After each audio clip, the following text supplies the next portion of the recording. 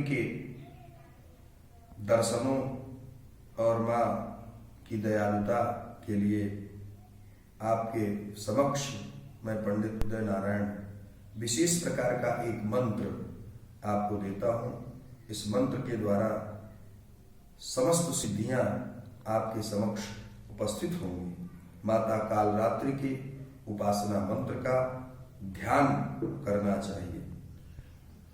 एक वेणी जपा कर्णम पूर्णा नग्ना खरा स्थिता लंबोष्ठी कर्णिका कर्णी तैलाभ्यासक्ति शरीरिणीं वाम पादो लसल्लोहत ता कंठभूषणा वर्धमूर्धा ज्वला कृष्णा कालरात्रि भयंकरी। माँ कालरात्रि के इस मंत्र का जप करें और माँ के बीज मंत्र का भी एक माला जप करें। एक माला जप करें।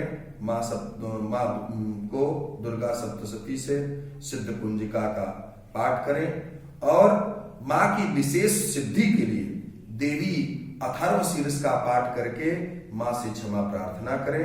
क्षमा प्रार्थना के पश्चात गुड़ जो माँ को चढ़ाए हैं और गुड़ से बना हलवा गुड़ से बना हो, पंचमेवा आदि उसमें मिश्रित हो विधि प्रकार, और नारियल के साथ उसका जो है दान करें। समस्त लोगों को वह प्रसाद बांटे। माँ आपकी समस्त कामना शीघ्रातिशीघ्र पूर्ण करेंगे। जय माँ कालरात्रि।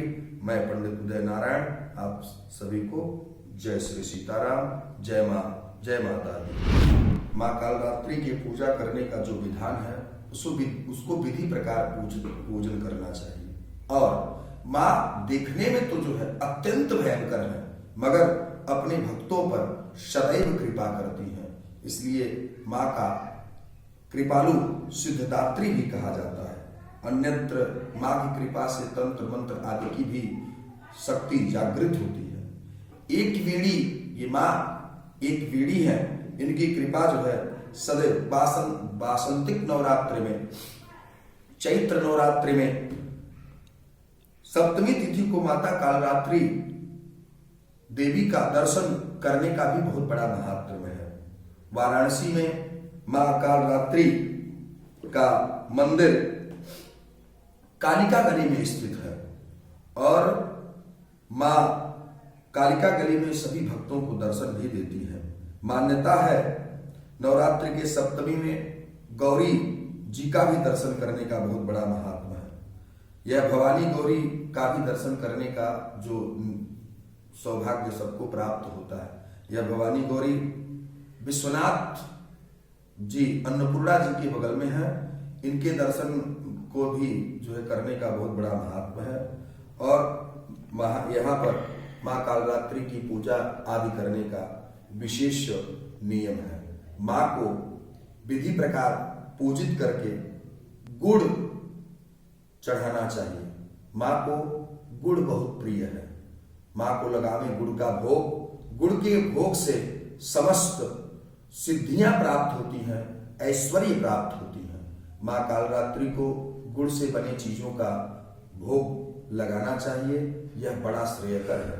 माँ कालरात्रि की कृपा से धन, धान्य, सुख, समृद्धि आपके दरवाजे पर विराजमान हो जाएगी। माँ कालरात्रि की कृपा से किसी प्रकार का भय आपके परिवार में नहीं होगा और माँ की असीम कृपा आपके ऊपर सदैव बनी रहेगी।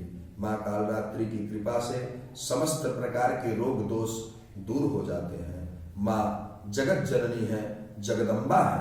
इनकी कृपा के लिए हमको सदैव ही माँ कालरात्रि की पूजा आदि करने का सौभाग्य प्राप्त होना चाहिए।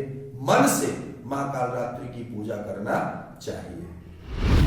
नवरात्रि की 7वीं अधिष्ठाती देवी है और माँ कालरात्रि की पूजा का जो विशेष महात्म है हम आपको बताते हैं। माँ कालरात्रि का वाहन गंधर्व गधा है और मां के 4 हाथ में अनेक प्रकार के अस्त्र शस्त्र से सुशोभित है।